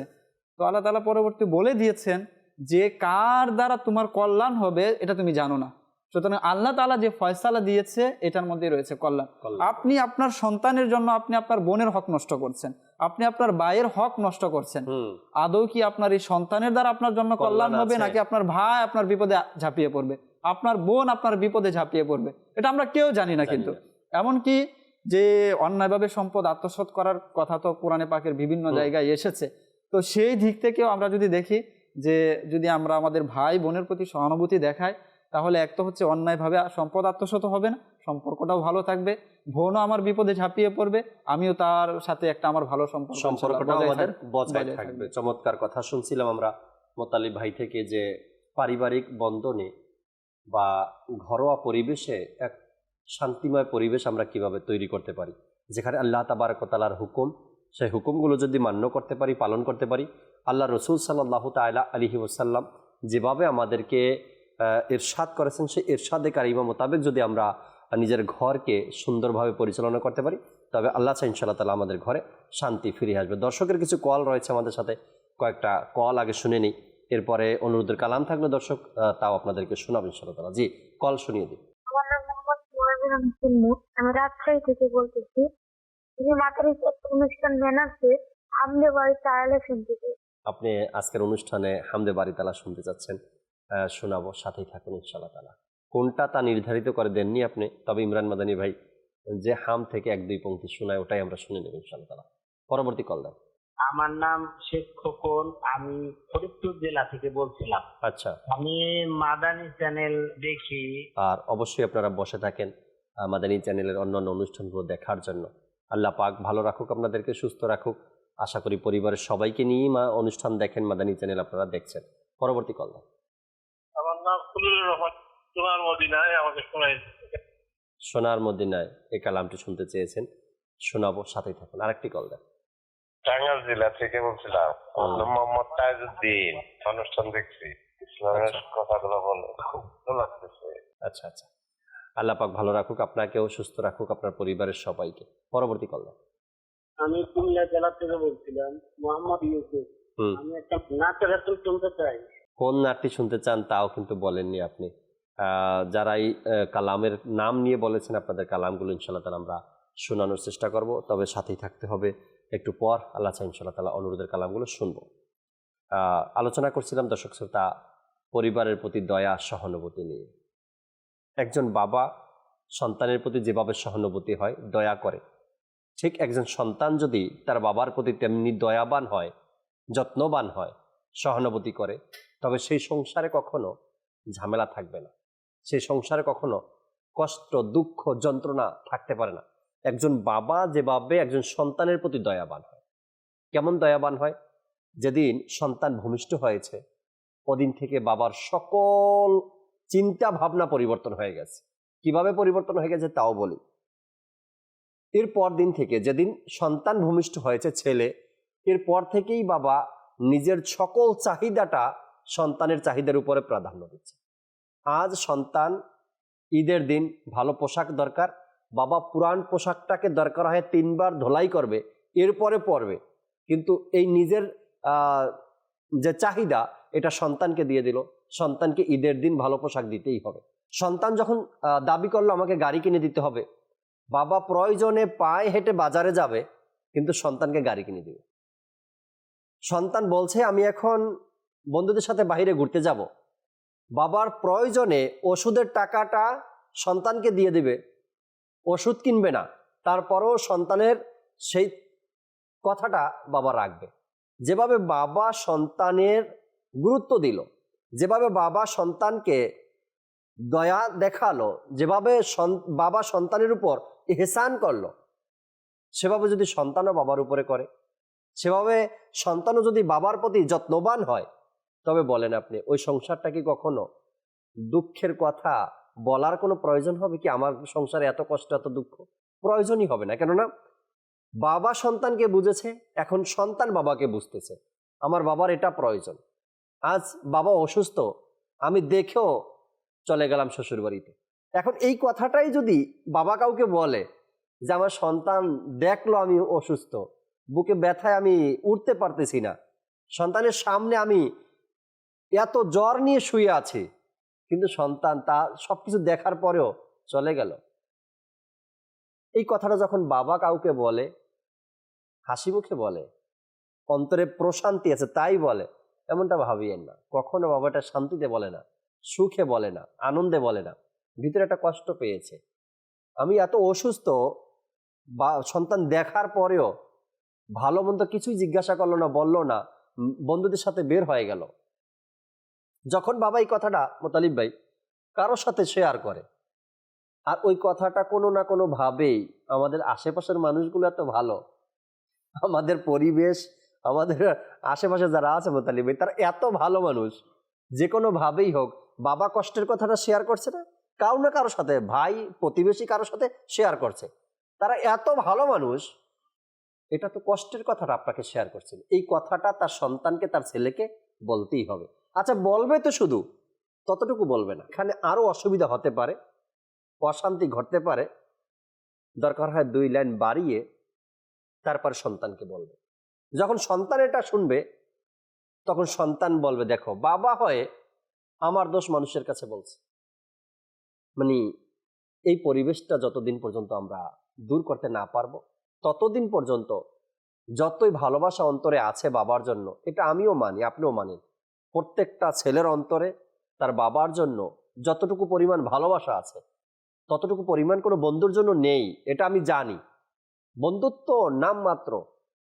যখন সত্যিকারের ঘটনা প্রকাশ পেয়ে যায়, অর্থাৎ বন্ধুত্ব যে চিরস্থায়ী না এটা যখন জেনে যায়, তখন আবার সে বাবার কাছেই চলে আসে। কিন্তু আমাদের এই সম্পর্কের মধ্যে যে ফাটল সৃষ্টি হয়ে আছে বা এক অশান্তি বিরাজ করছে, এর জন্য মানতে হবে আমাদেরকে ইসলামের কথাগুলো, জানতে হবে শরীয়তের হুকুমগুলো। আপনি কতটুকু পর্যন্ত ঘরের কথা বাহিরে বলতে পারবেন, এই সীমাবদ্ধতাও তো আমাদের জানা নেই, তাই না? যে আমি ঘরের কতটুকু কথা বাহির পর্যন্ত বলতে পারবো, আমার ঘরের কতটুকু কথা আমি বন্ধুদেরকে বলতে পারবো, আমার ঘরের কতটুকু কথা আমি শ্বশুর বাড়ি পর্যন্ত বলতে পারবো, এই আইডিয়াটুকুও তো হয়তো আমাদের কাছে নেই। আমরা মায়ের কথা, বাবার দোষ, ভাইয়ের দোষ, বোনের দোষ সব গিয়ে আমরা বন্ধু বান্ধবকে বলে দিই। বন্ধু বান্ধবও আমার এই দুর্বল পয়েন্টটাতেই তারা হাত দিয়ে রাখে, যখনই প্রয়োজন হয় তখনই আমাকে স্মরণ করিয়ে দেয়। এমনটাও করা উচিত, আমাদের বোঝা উচিত আমি কতটুকু বলতে পারবো তাদেরকে, কতটুকু বলা যাবে। যাই হোক, নিজের পরিবারের প্রতি যত্নবান হন, নিজের ঘরের প্রতি ইহসান করেন, নিজের ফ্যামিলির প্রতি দয়াবান হন, এটার মধ্যেই কল্যাণ রয়েছে, এটার মধ্যেই মঙ্গল রয়েছে। যে ব্যক্তি উপার্জনের মাধ্যম, তার দিকে পুরো ফ্যামিলি তাকিয়ে থাকে, যে ব্যক্তি এই সংসারের হাল ধরেছে ওই ব্যক্তির দিকেই সবাই তাকিয়ে থাকে, এটাই স্বাভাবিক। তবে আপনাকেও রাগ হওয়া যাবে না, অতিরিক্ত খরচের রাস্তাও বের করা যাবে না, যেভাবে আছে সেভাবে মোটামুটি নিজের পরিবারকে নিয়ে যেন সুন্দরভাবে চলতে পারেন, সেই মন মানসিকতা আপনাকে আমাকে তৈরি করে রাখা উচিত এবং রাখতে হবে। মোতালিব ভাই যদি আরো কিছু শোনাতেন, এরপরে অনুরোধের কালামগুলো ইনশাআল্লাহ তাআলা আমরা নিব। আসলে এই যে বিষয়গুলো, পারিবারিক যে বিষয়গুলো রয়েছে, শিষ্টাচারগুলো রয়েছে, এগুলো আমাদেরকেও শেখানো উচিত পরিবারে ছোটবেলা থেকে, যে একে অন্যের প্রতি উদার হওয়া, জায়গা খালি করে দেওয়া, এবং তাদের জন্য মন বড় রাখা, এই যে বিষয়টা রয়েছে, এই বিষয়টা আমাদেরকে করা উচিত। আপনি দেখবেন ওই যে মাত্র যে বিষয়টা বললেন যে অনেক সময় দেখা যায় যে আমি তো করছি, সব কিছু তো আমিই করছি, না, এমনটা না। আল্লাহ তাআলা আপনাকে সামর্থ্য দিয়েছেন, আপনার রাস্তাকে আল্লাহ তাআলা উন্মুক্ত করেছেন। মানুষ তো অনেক রয়েছে দুনিয়ায়, সকলের বুদ্ধিও আছে, বিবেকও আছে, শক্তিও আছে, কিন্তু সকলে চাইলে সবকিছু করতে পারে না। তো এই যে করতে পারাটা, এই সক্ষমতাটা তো আল্লাহ তাআলা দিয়েছেন, এই রাস্তাটা তো আল্লাহ তাআলা তৈরি করে দিয়েছেন। আর সর্বোপরি বিষয় হচ্ছে যে হুজুর সাল্লাল্লাহু আলাইহি ওয়াসাল্লাম তো ইরশাদ করেছেন যে ইসলামের মধ্যে সর্বোত্তম কাজ কোনটি, আইয়ুল ইসলামি আফদলু, ইসলামের মধ্যে সর্বোত্তম কাজ কোনটি? বলা হচ্ছে যে মানুষকে খাবার খাওয়ানো, এ তো আমুত তো আম, মানুষকে খাবার খাওয়ানো। আর সেই মানুষটা যদি আমার নিজের ঘরের মানুষ হয়, সেই মানুষটা যদি আমার নিজের মা হয়, সেই মানুষটা যদি আমার নিজের বাবা হয়, তাহলে তো কোনো কথাই নেই। এই যে মুসা আলাইহিস সালাতু ওয়াস সালাম যখন জানতে চেয়েছিলেন যে জান্নাতে আমার প্রতিবেশী কে হবে, তখন আল্লাহ তাআলা বলেছিলেন যে জান্নাতে তোমার প্রতিবেশী হবে অমুক জায়গার এক কসাই। তো বললেন যে আমি তার সাথে দেখা করতে চাই, সাক্ষাৎ করতে চাই। তো গিয়ে দেখলেন সব কিছু শেষে সেই ব্যক্তি টুকরির মধ্যে তার মাকে খাবার দিচ্ছিল।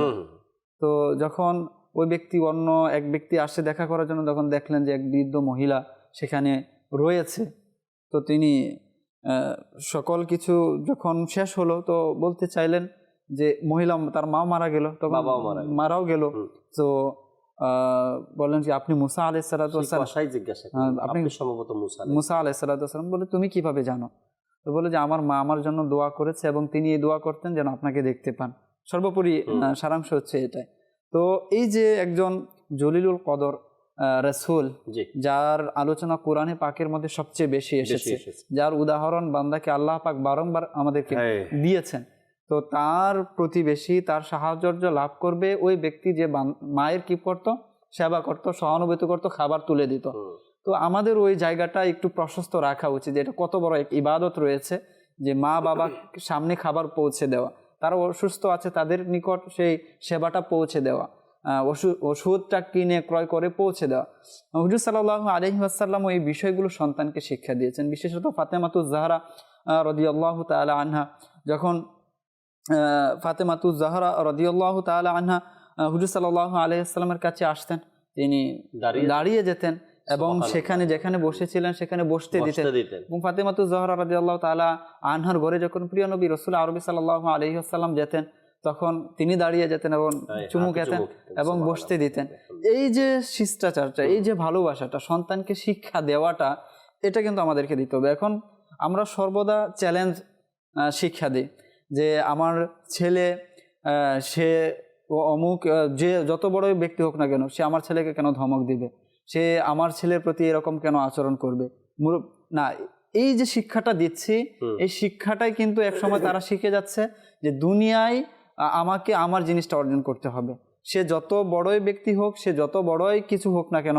এখন দেখা যাচ্ছে যে এই যে শিষ্টাচার, এই যে সহানুভূতি, এই যে ভালোবাসা, দেখবেন খুবই চমৎকার একটা বিষয় পড়ছিলাম যে বাসে যখন যাবেন, তখন একটা সিট খালি হলে সবচেয়ে যে জোয়ান ছেলে, সবচেয়ে অল্প বয়স যে ছেলেটা, সে সবচেয়ে বেশি পারাপারি করে ওই সিটটায় আমার বসতে হবে, অথচ তার আশেপাশে অনেক বয়স্ক ব্যক্তিও আছে, লোক আছে। তো এই শিক্ষাটা কোত্থেকে এলো? সে এখন তো এডুকেটেড যারা আছে, শিক্ষিত সমাজ তো এখন বেশি, তো এখন তো শিক্ষার তো মানদণ্ড এটাই ছিল যে মনকে বড় করবে, তার মনের যে জায়গাটা আছে সেটা আরো প্রশস্ত করবে, এটাই শিক্ষার উদ্দেশ্য ছিল। কিন্তু সেটা থেকে সরে এখন এটা হয়ে গেছে যে যে ব্যক্তি আমার সামনে আসুক না কেন, আমাকে ওই জায়গাটা দখল করতে হবে, আমাকে সেই জায়গায় বসতে হবে, আমাকে ভালো থাকতে হবে, এর জন্য আমাকে যত কিছুই করতে হোক না কেন। এটা কে শিক্ষা দিয়েছে? এটা আমরাই করেছি। প্রতিযোগিতাটা মূলত ঘর থেকেই শুরু হয়েছে। সেটা হোক লেখাপড়া দিয়ে প্রতিযোগিতা, আর সেটা হোক অর্থের দিক থেকে প্রতিযোগিতা, সেটা হোক বাড়ি গাড়ির ব্যাপারে প্রতিযোগিতা, সেটা হোক সুন্দরের চর্চার দিক থেকে প্রতিযোগিতাটা মূলত ঘর থেকেই শুরু হয়েছে। একটা পর্যায়ে এসে কি হয়, নিজের জীবনটাকে মানুষ ভুলে গেছে যে প্রতিযোগিতায় যতক্ষণ পর্যন্ত জিততে না পারবো, ততক্ষণ আমি এই সমাজে আর আমার দাম কি রয়েছে বুঝতে হবে।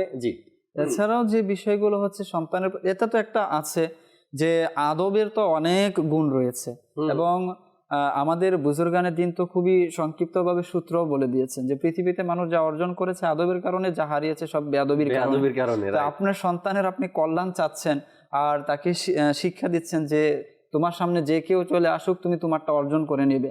এখনো বাসের কথা এক্সাম্পল দিলাম, তো সে তো তার সামনে বয়স্ক ব্যক্তি কে আছে না আছে না দেখে তার গায়ের উপর পাড়া দিয়ে সে গিয়ে সিটে বসে পড়লো।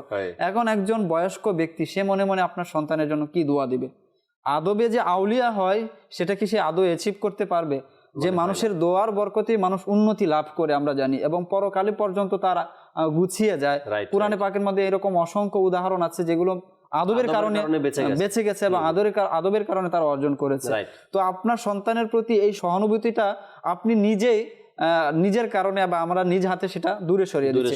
আরেকটা বিষয়ে বলি মাঝে মধ্যে, সেটাও সন্তানের প্রতি সহানুভূতি, সেটা হচ্ছে সন্তানদেরকে হালাল উপার্জনের শিক্ষা দেওয়া, হালাল খাবার খাওয়ার শিক্ষা দেওয়া, নিজে হালাল উপার্জন করা, সন্তানের হালাল উপার্জনের শিক্ষা দেওয়া, এবং মেয়ের ক্ষেত্রেও বিশেষত সর্বোপরি একটা ভালো এমন মন মানসিকতা তৈরি করতে হবে সন্তানদের যে আমার মেয়েকে আমি ওই জায়গায় বিয়ে দেব যে সে গেলে যেখানে 2 লোকমা হালাল খেতে পারবে। ওই যে বুজুর্গানের দিনের তো অসংখ্য ঘটনা আমরা দেখতে পাই না, যে এক বুজুর্গ তিনি মসজিদে ঘুরে ঘুরে দেখতেন যে কোন যুবক এরকম রয়েছে যে নামাজ আদায় করে, আমি আমার মেয়েকে আমি সেখানেই বিবাহ দিব।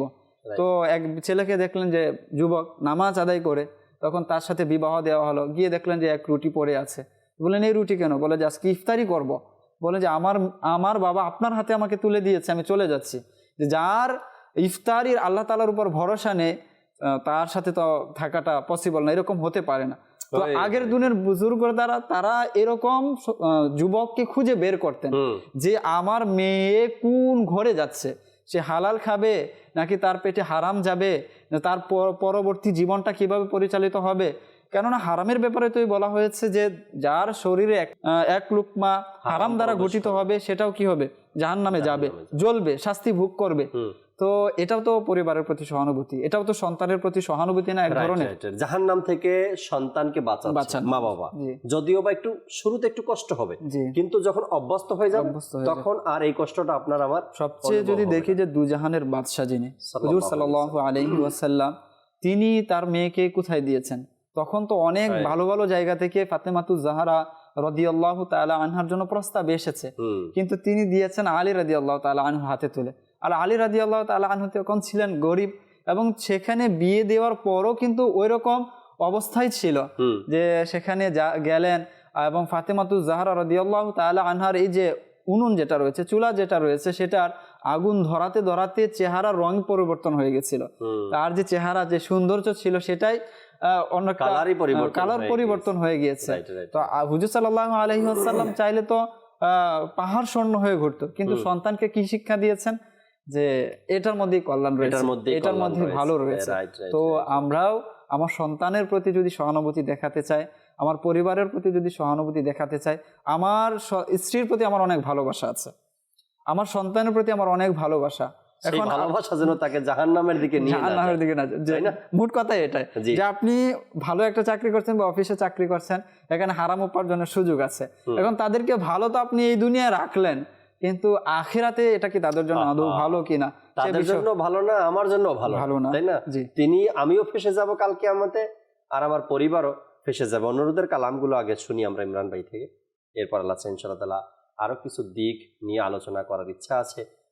নিজের পরিবারকে কিভাবে আমি সভ্যতা শিখাবো, নিজের পরিবারকে আমি কিভাবে ধর্মীয় দিকগুলো জানাতে পারি, শোনাতে পারি, এ নিয়েও কিছু কথা বলার চেষ্টা করবো। জি হুজুর।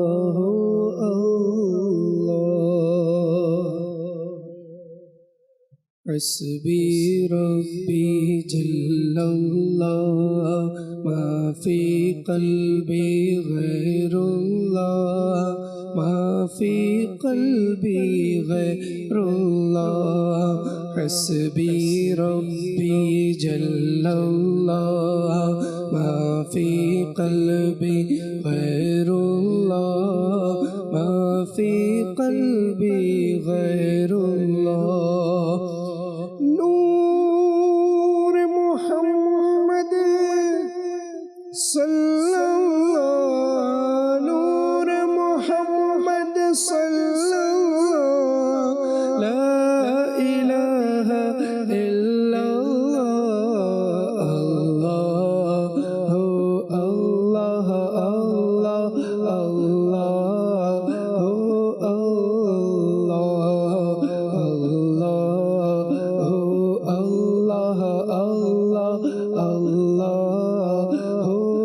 الله रहमत दा दरिया इलाही हर दम वंदा तेरा हर दम वंदा तेरा जे कतरा बचे मैनू कब बन जावे मेरा अल्लाह हो अल्लाह अल्लाह अल्लाह हो अल्लाह अल्लाह हो अल्लाह अल्लाह अल्लाह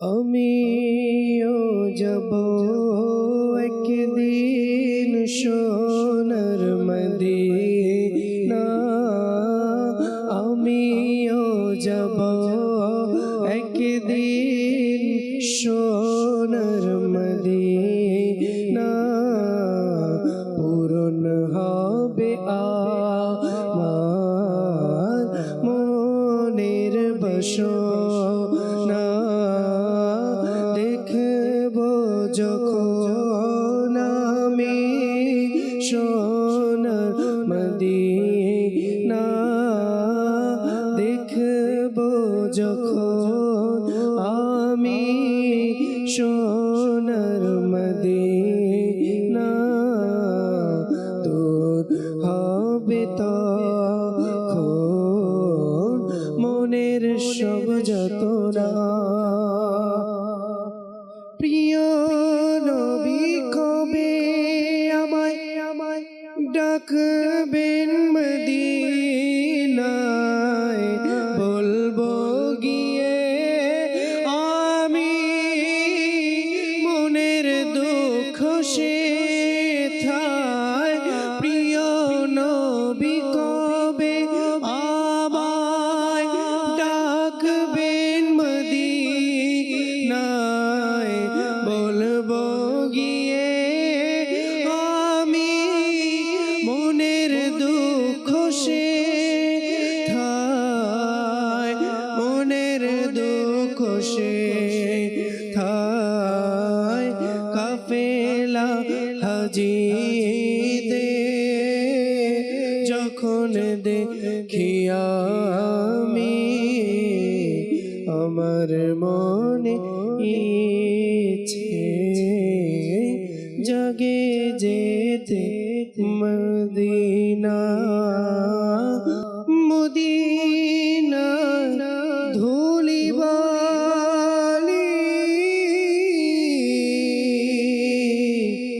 ইয়া রাসূলুল্লাহ মদিনার ধুলি বালি নুরানি নুরানি দেখলে হবে দূর মনের পেরেশানি মনের পেরেশানি মদিনা শহর কেন এত নুরানি মদিনা শহরে আছে নূরে মদিনা আমি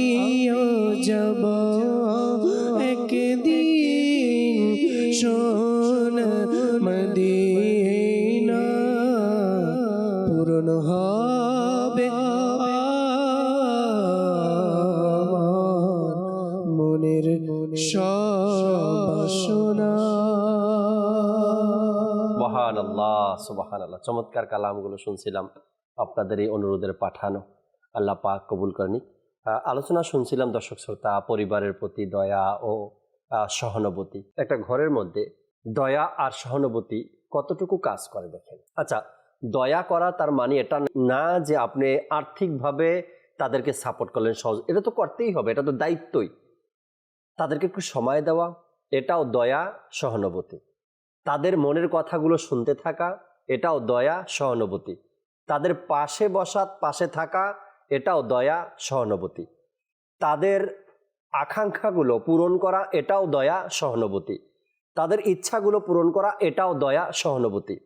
আবার এটা মনে করিয়েন না যে আমি উপার্জন করি তাই বলে কি আমার ঘরে, অর্থাৎ আমার ঘরের দায়িত্ব আমার উপরে, তাই বলে কি আমার উপর বোঝা চাপিয়ে দেওয়া হলো। মোতালিব ভাই, অনেক মানুষ বলে যে পুরাটা তো আমার উপরে চাপিয়ে দেওয়া হয়েছে, উপার্জনের মাধ্যম আমি একাই, চাপিয়ে দেওয়ার তো কিছু নেই এখানে।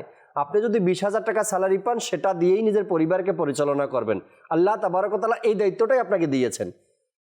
দর্শককেও প্রশ্ন, এমন কি কেউ কখনো দেখেছে যে আল্লাহ তাবারক ওয়া তাআলা, সে 1 লাখ টাকার মালিক, কিন্তু আল্লাহ তাআলা তাকে এমন পরীক্ষায় ফেলেছেন 1 কোটি টাকা লাগবে? এমন কি কখনো সম্ভব? আর আল্লাহ তাআলা তোর কোরআনেই বলে দিয়েছেন, আমি আমার বান্দাকে এমন কোনো পরীক্ষায় ফেলি না, এমন কোনো পরীক্ষা নেই না যেটা বান্দা পারবে না, তাই না? বান্দাকে আল্লাহ তাবারক ওয়া তাআলা ততটুকুই দায়িত্ব দেন যতটুকু বান্দা পালন করতে পারে। আল্লাহ কাউকে বোঝা চাপিয়ে দেন না, এটাই আল্লাহ ঘোষণা করছেন যে আল্লাহ কাউকে বোঝা চাপিয়ে দেন না, কারো ভারী দেন না, কাউকে লোড দেন না। সেই বান্দা যতটুকু নিতে পারে আল্লাহ ততটুকুই দেয়। এখন আপনার ঘরে ভাই বোন, মা বাবা, স্ত্রী পুত্র নিয়ে মানুষ আছে 5 জন। সেই 5 জনের ভরণ পোষণের দায়িত্ব আল্লাহ তাআলা আপনাকে আমাকে দিয়েছেন।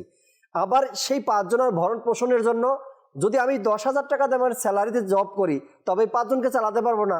আল্লাহ তাবারক ওয়া তাআলা এমন এক সন্ধানের ব্যবস্থা করে দিয়েছে, এমন এক রিজিকের ব্যবস্থা করে দিয়েছে, যেখানে 5 জনকে নিয়ে আমি ভালোভাবে চলতে পারবো, এমন একটা স্যালারির ব্যবস্থা আল্লাহ তাআলা কোনো জবের মাধ্যমে করে দিয়েছেন। এখন যদি বান্দা মনে করে যে আমার মাথার উপরে 5 জনের দায়িত্ব, আর আমি মাত্র 20,000 টাকায় চাকরি করি, এখন যে দেশের পরিস্থিতি, এখন যে দ্রব্যমূল্যের দাম, তাতে আমি কিভাবে পারবো, আমাকে তো বোঝা চাপিয়ে দেওয়া যায় না, এটা ভুল।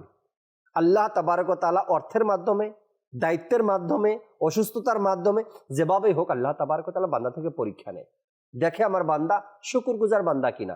এই সব কিছু মিলিয়ে যদি আপনি পরিবারের সাথে সুন্দর আচরণ করতে পারেন, সুন্দর ব্যবহার করতে পারেন, পরিবারকে একত্রে রাখতে পারেন, একে অপরের সাথে যদি মন মালিন্য হয় সেটাকে আপনি ম্যানেজ করে নিজের মতো করে গোছাই রাখতে পারেন, সন্তানদেরকে ধমক না দেয়া, তাদেরকে কঠোর ভাষায় কথা না বলা। যদি উপার্জনের ব্যক্তি একজনই থাকে ঘরের মধ্যে, সন্তানের বয়স যদি 15 বছর 17 বছর হয়ে যায়, আর যদি একদিন স্কুলে না যায়, বাবা বারবার কথা শোনায়, ঠিক আছে স্কুলে না যা তো কাজে যাও। আচ্ছা, মেয়েদেরকেও বলতে শোনা যায় সমাজের মধ্যে, যদি মাদ্রাসায় না যায় বা মায়ের সাথে কাজ না করে, তো ফের বিভিন্ন ধরনের কথা মেয়েকে শুনানো হচ্ছে, ছেলেকে বলা হচ্ছে, এমনকি নিজের ওয়াইফকে, স্ত্রীকেও বলা হচ্ছে।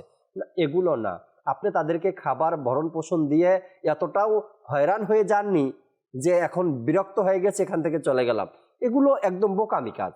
একজন মানুষ হিসাবে আপনি নিজের পরিবারের সাথে থাকেন, অথবা দূরে কোথাও চলে যান, আরেকটা পরিবার তো আপনার হবে, আরেকটা সংসার তো আপনার হবে। এমন তো না আপনি একাই থাকবেন। আচ্ছা, 5 বছর পর আবার আপনাকে ফিরে আসতে হবে, 1 বছর 2 বছর পর আবার ফিরে আসতে হবে। এই পরিবারটাই আপনার নেয়ামত। এটাকে আপনি যদি অনেক বড় বোঝা মনে করেন, বা মনে করেন যে আমার উপর চাপিয়ে দেওয়া হয়েছে, এটা এমনটা না। পরিবারটা একটা নেয়ামত, সত্যি বলছে একটা নেয়ামত পরিবারটা। অনেক মানুষ নিজের পরিবারের কাছে যাওয়ার জন্য কান্না করে, হ্যাঁ, নিজের ঘরে যাওয়ার জন্য কান্না করে। আবার অনেক মানুষ নিজের ঘরে থাকা অবস্থায় কান্না করে, কখন আমি এখান থেকে মুক্তি পাবো, বের হব। এই যে ঘরগুলো আছে, এগুলো কখনোই শান্তির নীড় হতে পারে না। একে অপরের সাথে এক খুব সুন্দর সম্পর্ক, আর এই সম্পর্কের মধ্যেই তো আল্লাহ তাবারক ওয়া তাআলার দয়া এবং আল্লাহ তাআলার ইহসান আমাদের প্রতি রয়েছে। আরো যদি কিছু কথা শোনা যায়। ওই যে একটু আগে বললাম অন্তরের সাথে সম্পর্কিত রিলেটেড যে বিষয়টা, যে আসলে কৃপণতার যে বিষয়টা রয়েছে, কৃপণতা এবং হচ্ছে আল্লাহ তাআলার প্রতি ভরসা, তারপর হচ্ছে অল্প তুষ্টি, এই বিষয়গুলো এখানে চলে আসে যে আপনি আসলে কোন মাইন্ডে, এই বৈশিষ্ট্যগুলো আপনার মাঝে আছে। আপনি কি উদার মনের, দানশীল, আপনি কি হচ্ছে যে আল্লাহ তাআলার উপর নির্ভরশীল, তাওয়াক্কুল আলাল্লাহ আপনার উপরে, আরেকটা হচ্ছে আপনি কি অল্প তুষ্টি কিনা, অল্পতে তুষ্ট কিনা। এই বিষয়গুলো তখন আলোচনার মধ্যে চলে আসবে। আপনি নিজেকে প্রশ্ন করুন যে অল্প তুষ্টির যে ফজিলতগুলো আছে আপনি আগে অধ্যয়ন করুন যে এই ফজিলত আল্লাহ পাক অল্প তুষ্টির মধ্যে রেখেছেন। এখন আপনি নিজেকে প্রশ্ন করুন যে আমার মধ্যে কি অল্প তুষ্টির গুণটি আছে কিনা। এত চমৎকার একটি গুণ। আল্লাহ তাআলা কৃপণতার কি শাস্তি রেখেছেন। আল্লাহ তাআলা কৃপণদের ব্যাপারে বলেছেন এরা সব কিছু থেকে দূরে, শুধু জাহান্নামের কাছে। আল্লাহ তাআলা থেকেও দূরে, মানুষ থেকেও দূরে, জান্নাত থেকেও দূরে, শুধু কাছে কিসের? জাহান্নামের। তো এখন আমি কি কৃপণদের মধ্যে আছি নাকি দানশীলদের মধ্যে আছি? আরেকটি বিষয় হচ্ছে যে সকল কিছু আমার লাগবে, দুনিয়া দুনিয়া দুনিয়া দুনিয়া আপনি করছেন। তো এই বিষয়গুলো একটু অধ্যয়ন করে তারপর আপনি পরিবার যে আপনি পরিচালনা করছেন এখন আপনি করেন যে আল্লাহ পাক আমার মাধ্যমে কিসের খেদমত নিচ্ছে। আল্লাহ পাক তার নিজের মাখলুককে নিজের পরিবার বলে ঘোষণা করেছেন। এখন তার মাখলুকের মধ্য হতে সর্বশ্রেষ্ঠ মাখলুক হচ্ছে মানুষ। সেই মানুষগুলো কয়েকজনের রুজি আপনার দ্বারা হচ্ছে। এই যে আল্লাহ তাআলা তার পরিবার, তা আল্লাহ তাআলার সৃষ্টি, সর্বশ্রেষ্ঠ সৃষ্টিকে আপনার মাধ্যমে চালাচ্ছেন। আল্লাহ তাআলা আপনার মাধ্যমে এর যে পরিচালনা এটা মিটাচ্ছেন, এর প্রতিদান কি আপনি পাবেন না? অবশ্যই এর প্রতিদান পাবেন। আরেক বিষয় হচ্ছে যে আপনি হয়তো আপনি মাইনাস করেন যে আমার অমুককে হলে আমার হয়ে যাবে, আমার স্ত্রী আমার সন্তান সন্ততি হলে হয়ে যাবে, মা বাবা আমি এক্সাইট করে দিলাম। তো এখন কি আপনি লাখপতি কোটিপতি হয়ে যাবেন? আপনি কি মা বাবার দোয়া আপনার একদম প্রয়োজন নেই? মা বাবার দোয়া ছাড়া কিভাবে মানুষ চলতে পারে? মা বাবার দোয়া ছাড়া তো চলা সম্ভব না। তো সুতরাং সবাইকে মিলে চলুন, নিয়ে চলুন। যে বরকত যে কল্যাণ আপনি পাবেন, দেখতে পাবেন, সেটা সকল হাতে করে আপনি দেখে নিয়ে। আচ্ছা, আমি যে কষ্ট করছি, জি, মা আছে, বাবা আছে, আমার সাথে আমার সন্তান স্ত্রীরা আছে, আমি একা মানুষ উপার্জন করছি মাত্র 15,000 টাকা, 20,000 টাকা। তারা সবাই এটা জানে, ওপেন একটা বিষয়, আমার ইনকাম সোর্স কম, আমি কম ইনকাম করছি, এটাই হয়তো বেশিরভাগ হবে দেশের মধ্যে। তারাও কি অবুঝ? তারা কি আপনার বিষয়টা বুঝে না? আপনি 20,000 টাকা স্যালারি পাচ্ছেন, মোটামুটি বাজার করে ঘরের যে পরিবারের যে খরচটা আছে এটা বরাবর, এরা জানে এটা। আমি বলি যারা এই অভিযোগ করে যে এত অশান্তি বা আমি পুরো ফ্যামিলি নিয়ে চলতে পারতেছি না, মা যখন দেখে না মাসের শেষ হয়ে গেছে, আমার সন্তান তো 20,000 টাকা স্যালারি মাসের শুরুতে পেয়েছে, পুরো মাসটা আমার ঘরটা চালালো, সংসারটা চালালো, মাসের শেষে মার যখন ওষুধের সময় হয় না, বলে না। কেন বলে না? এই জন্য বলে না, এখন বললে আমার সন্তানের মাথায় একটা প্রেশার আসবে, কোথা থেকে ম্যানেজ করে দিবে। বাবা আজকে এমন ইম্পর্টেন্ট আত্মীয় থেকে দাওয়াত আসছিল, বাবা আত্মীয়কে বলে দিয়ে আসছে, যে কোনোভাবে ম্যানেজ করে আসছে, আমি যেতে পারবো না। এই মুহূর্তে যদি আমার সন্তানকে বলি যে না, আমার এক আত্মীয় দাওয়াত দিয়েছে, সেখানে আমাকে যেতে হবে, কমপক্ষে 500 টাকা হলেও নিয়ে যেতে হয় গিফট, সেখানে 500 টাকার গিফট নিয়ে যেতে হবে।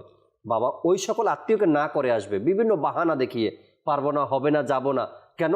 মাথায় একটাই চিন্তা, আমার ছেলে যে স্যালারি পায় ওটা তো মাসের শুরুতেই শেষ, ঘরের মধ্যে এতগুলো বাজার সদাই করলো, পুরো মাস চালালো, এখন যদি সন্তানকে এই 500 টাকার কথা বলি, এটাও তার উপরে প্রেশার হয়ে যায়। আচ্ছা, স্ত্রী, বাবার বাড়ি থেকে কল আসছে যে যেতে হবে, বাবার বাড়ি দাওয়াত দিচ্ছে, এই মুহূর্তে যে সন্তানদেরকে নিয়ে বাপের বাড়িতে যায়, সেখানে 200-400 টাকা ভাড়া আছে, খরচ আছে, স্ত্রী বাপের বাড়ির মানুষকে বলবে না এই মুহূর্তে আমি যেতে পারবো, বলে আমি এখন যেতে পারবো না, এটা বলবে না কি যা খরচ ছিল তা খরচ হয়ে গেছে, এখন টাকা হাতে নিয়ে যেতে পারবো না বা টাকা দিচ্ছে না তাই যাবো না, এটা না। কাউকে বুঝতে দেয় না, এই সকল মানুষরাই তো মহৎ, তাই না?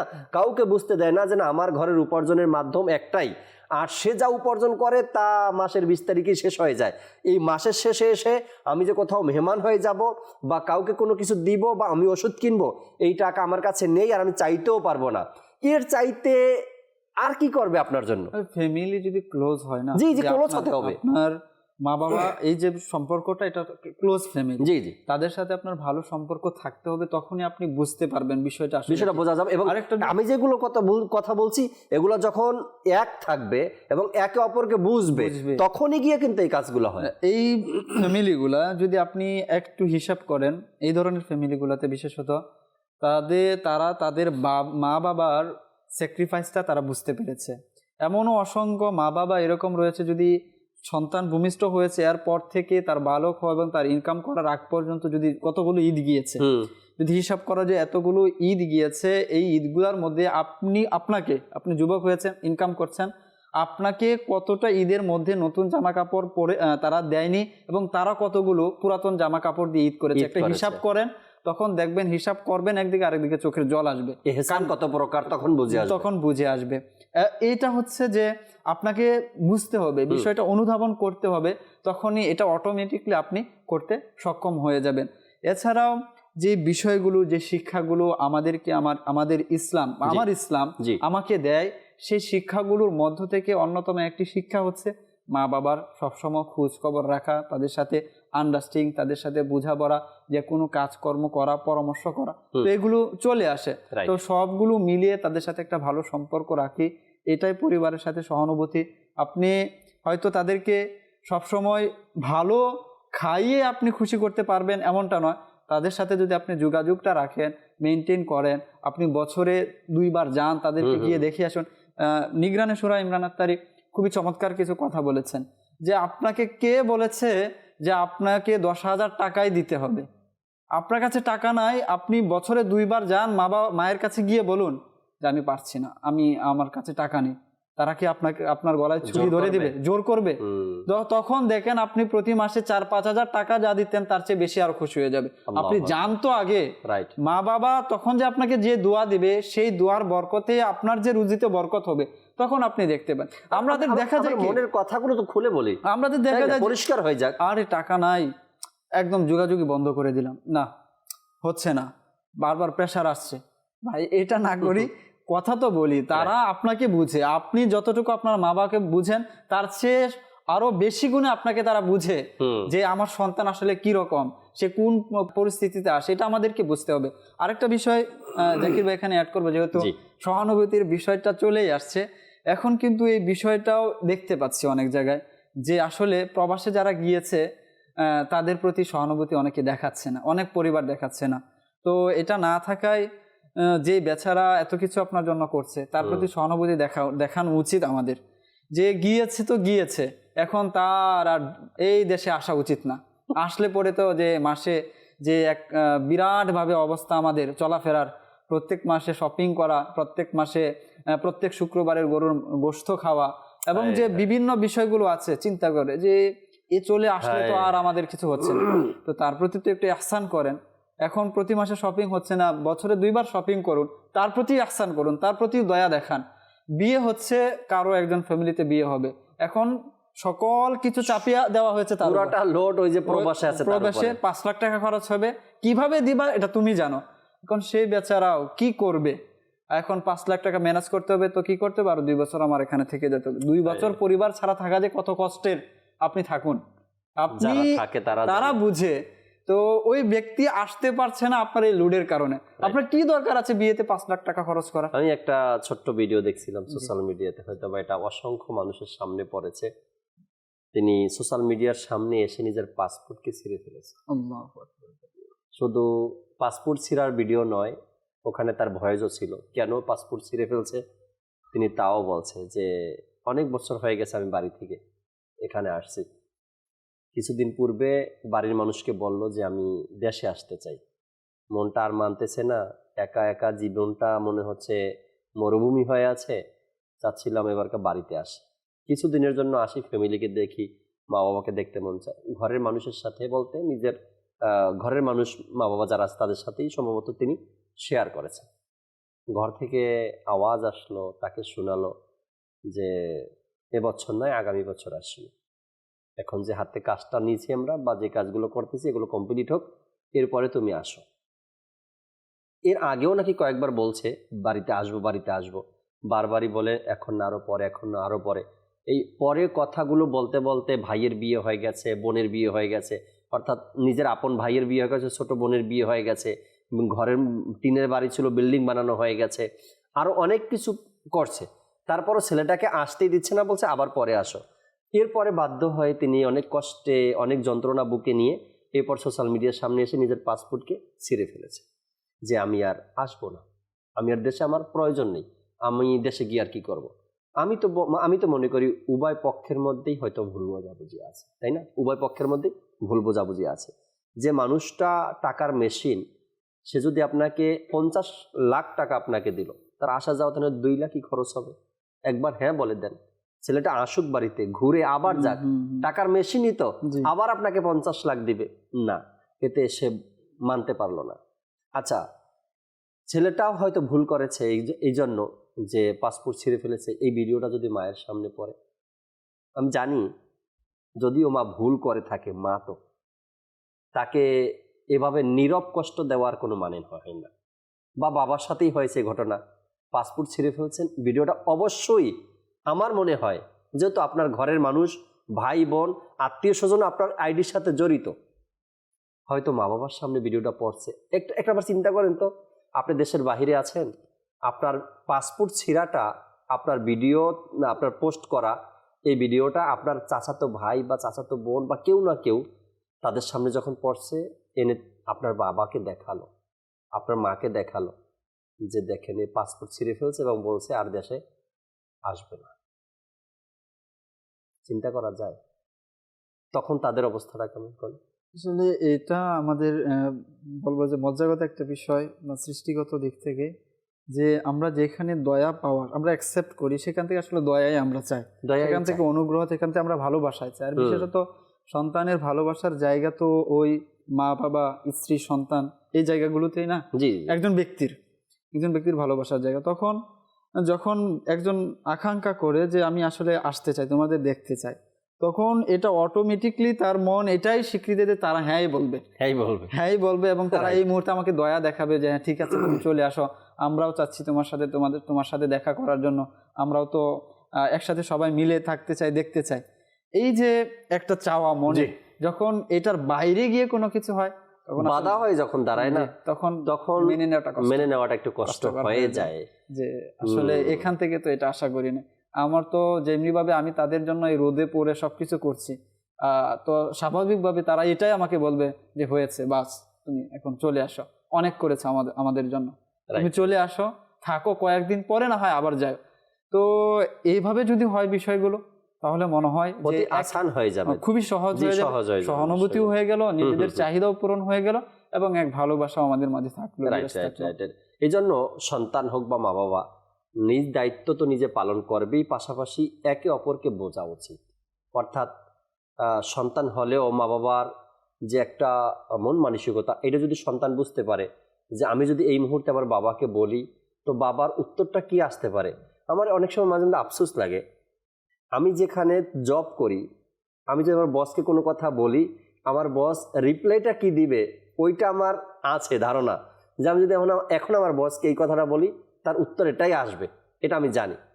মা বাবাটা কেন বুঝি না? স্ত্রী সন্তানেরটা কেন বুঝি না?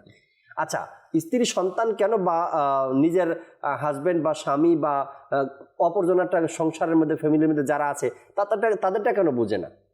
মানে আমরা অপরটা বুঝতে চাই বা সব কিছু জানি বুঝি, এটাও একটু মনে হয় তাইলে আমাদের ব্যাপারটা একটু অলসতাও আছে, আমাদের দুর্বলতাও আছে, একজ্ঞানীও আছে। আমি যদি আমার বসের কথাটা বুঝতে পারি, আমার বস রিপ্লাই কি দিবে এখন, এটা যদি আমি বুঝতে পারি, তো ঘরের মানুষগুলো কি বলতে পারে বা কি চাইতে পারে, এই মন মানসিকতা যদি আমি বুঝতে পারি যে আমার ঘরের মানুষের ইচ্ছা স্বাধীন কি, তারা কি চায়, কোনটা চায় তারা, কোনটা দরকার তাদের, তখন দেখবেন ঘরের মানুষগুলো আপনার বাধ্য হয়ে যাবে, হ্যাঁ, আর আপনিও তাদের ভালোবাসার পাত্র হয়ে যাবেন।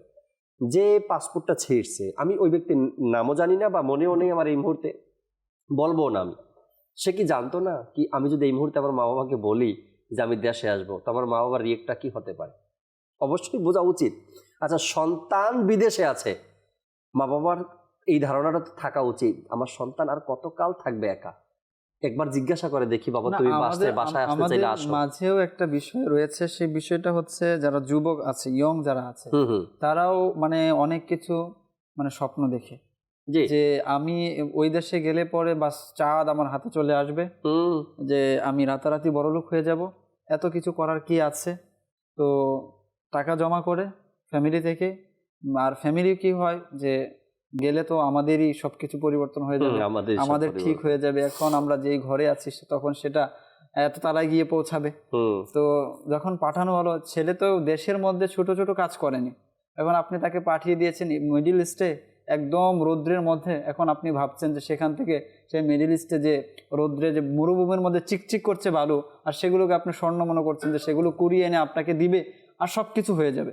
এটা তো সম্ভব না। যে ছেলে দেশে এত সুন্দর পরিবেশে এত সুন্দর আবহাওয়ায় এই কাজটা করেনি, এইখানের জিনিসটা ওইখানে সরায়নি, আপনি তাকে এত লাখ টাকা খরচ করে তাকে পাঠিয়ে দিয়েছেন বিদেশে।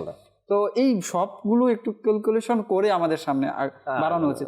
এখন ছেলে আপনি চলে গেলেন যুবক যে আমি সব করে ফেলবো, এখন ওইখানে গিয়ে দেখেন যে আরে এটা তো আমার দ্বারা সম্ভব না, এখন আপনি প্রেসার দিচ্ছেন কল করে যে আমার পক্ষে সম্ভব না, আমি কালি চলে আসছি। এখন বাবা বলবে যে আমার গলায় তো এত লাখ টাকা ঋণ, এখন এর থেকে আমি কিভাবে বাঁচবো, তোমার আসা সম্ভব না, তুমি ঋণ পরিশোধ করে থাকতেই হবে তোমাকে। এই যে সম্পর্কের এক ফাটল, আগে আমি বুঝি যে কার দ্বারা কি সম্ভব হবে, ওই টাকাটা খরচ করে দেশেও কি করা আদৌ সম্ভব আছে কিনা, তো সব কিছু একটু ক্যালকুলেশন করে আমরা তারপরে অগ্রসর হই, এটা মনে হয় ভালো হবে আমাদের। যদি সহানুভূতি দেখাতে চাই, নিজের পরিবারের প্রতি দয়া আর এহসান করতে চাই, তবে অনেক পন্থা আছে, অনেক সিস্টেম আছে, অনেক পথ খোলা আছে।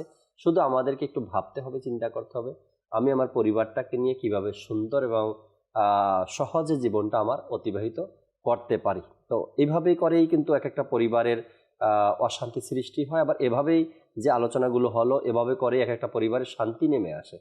আমাকে আপনাকে আল্লাহ তাবারক ওয়া তাআলা বুঝ শক্তি দিয়েছেন, দায়িত্ব দিয়েছেন নিজের পরিবার পরিচালনা করার। যে দায়িত্ব আল্লাহ দিয়েছেন সেই দায়িত্ববান ব্যক্তি আপনি, এটা দুনিয়ার কোনো ব্যক্তি দেয়নি। কেন?